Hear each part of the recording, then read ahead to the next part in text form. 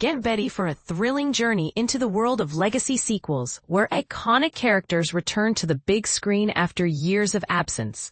In an era defined by these so-called requels, we witness stars reprising their most memorable roles, often decades later. Think of Tom Cruise in Top Gun: Maverick, a massive hit that earned over $1.5 billion worldwide, 36 years after the original. But the legacy sequel phenomenon has truly taken the horror genre by storm. David Gordon Green's Halloween trilogy brought Jamie Lee Curtis back as Laurie Strode, while Scream 5 and its upcoming sequel, Scream 7, have kept audiences on the edge of their seats.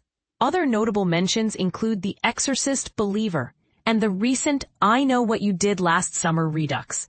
But where did this trend begin?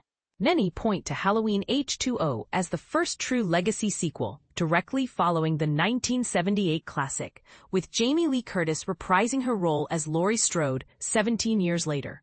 However, I believe the roots of this trend go even deeper, and the first true legacy sequel was none other than Psycho 2. Psycho 2, the unsung pioneer of legacy sequels, released in 1983, Psycho 2 featured Anthony Perkins returning as Norman Bates, 23 years after Alfred Hitchcock's original masterpiece. At the time, the general consensus was that Universal Studios was taking a huge risk by attempting a sequel to Hitchcock's iconic film. Who could possibly live up to the master of suspense?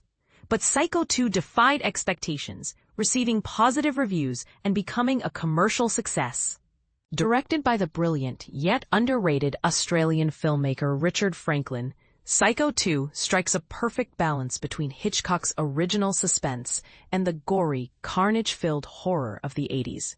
It's a true legacy sequel, bringing back not only Perkins, but also Vera Miles as Lila Crane, obsessed with avenging her sister Marion's death at the hands of Norman. What makes Psycho 2 so special is its portrayal of Norman Bates. In the film, Norman is released from the mental institution and tries to rebuild his life. Despite his past actions, the audience, and Mary, played by Meg Tilly, warms up to him, and when murders occur, we don't want Norman to be the killer. Perkins delivers a powerful performance, adding depth and pathos to his iconic role. Unfortunately, the sequels that followed seem to have been forgotten, dismissed as mere rip-offs. But Psycho 2 deserves recognition for predicting the legacy sequel wave that would sweep the industry years later. Public opinion has evolved. What was once seen as a sad attempt at typecasting is now celebrated as a crowning achievement for actors revisiting their classic roles. While not every legacy sequel is a success, some may argue Mark Hamill's Luke Skywalker deserved a better send-off in The Last Jedi.